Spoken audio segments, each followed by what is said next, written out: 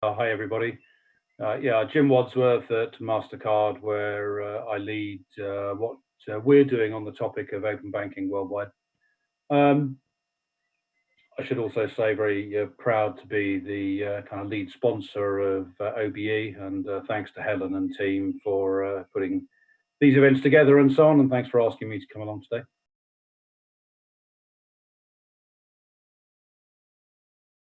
Yeah, I mean, look, we're at the early stages of open banking. Let's be really honest.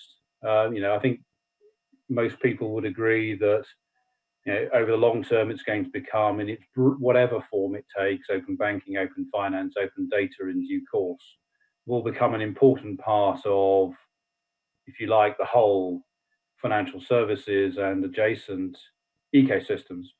Um, has the, has this one of the silver linings of the crisis been to help stimulate, accelerate open banking adoption, and within that open banking payment adoption?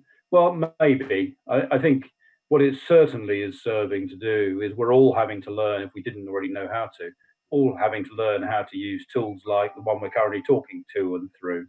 It might be usual for folks in corporate life to use things like Zoom or the equivalent, but that hasn't always been true for all of the population. But just keeping in touch with one's family, or for teachers delivering online learning, stuff like that. A very large proportion of populations have had to get more comfortable with more digital tools. And in that sense, I'm sure that, within the context of banking and payments and other such services, will that help overcome resistance, if you like, to trying out new stuff, to adopting new stuff? Yeah, probably. Do I think that, the few months we've seen are very difficult times that we're all going through worldwide? Has that made a measurable difference? I mean, yes, there are some examples like some charity giving use cases, which is great to see. I think the bigger picture will be it's accelerating adoption of further adoption, sorry, of digital tools, and therefore open banking will benefit from that over time.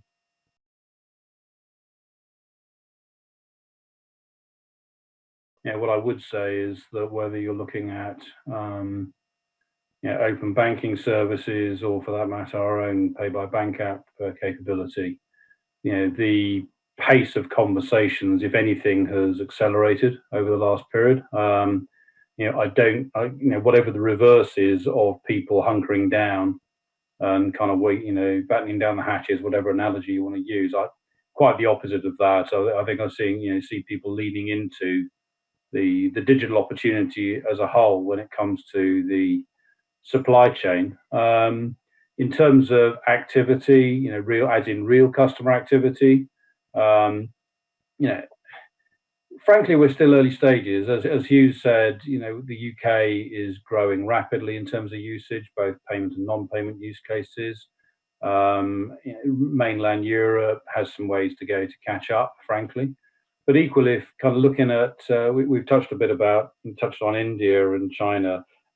Arguably, after India, perhaps the US is the world's biggest open banking market, and it's done that without the benefit of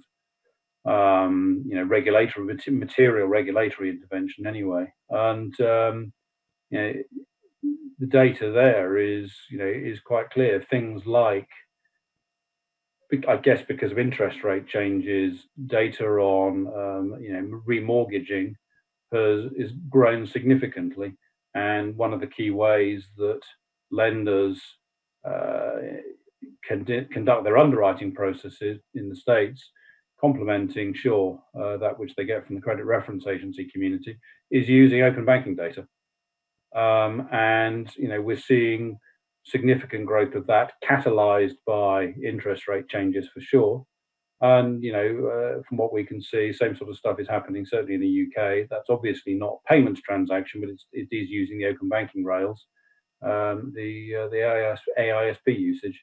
And I think that's kind of almost natural behaviour in response to something which happens to have been catalysed by the crisis.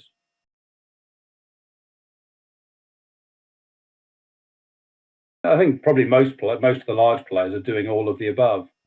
Combinations of partnering, renewing, acquiring sometimes. I think everybody is doing bits of the same depending on their particular circumstances. In the UK, even before the regulations came into play, HSBC was one of the first, the big players to launch something. They did that through partnering with smaller, nimbler FinTechs, and those relationships have progressed and been deepened. We've partnered with some firms, sometimes on a commercial basis. So, in the spirit of disclosure, with Token, with Todd and his team, and that's, I think, a very productive relationship for both of us. And also partnering with some other folks, and we've built some things ourselves. I think that's not untypical for all of the players. You try to kind of find the best way through, and there are some who've chosen a very deliberate strategy of we're going to build it all ourselves, and fair play to them. And some are succeeding, and some are probably finding that a bit harder than they thought.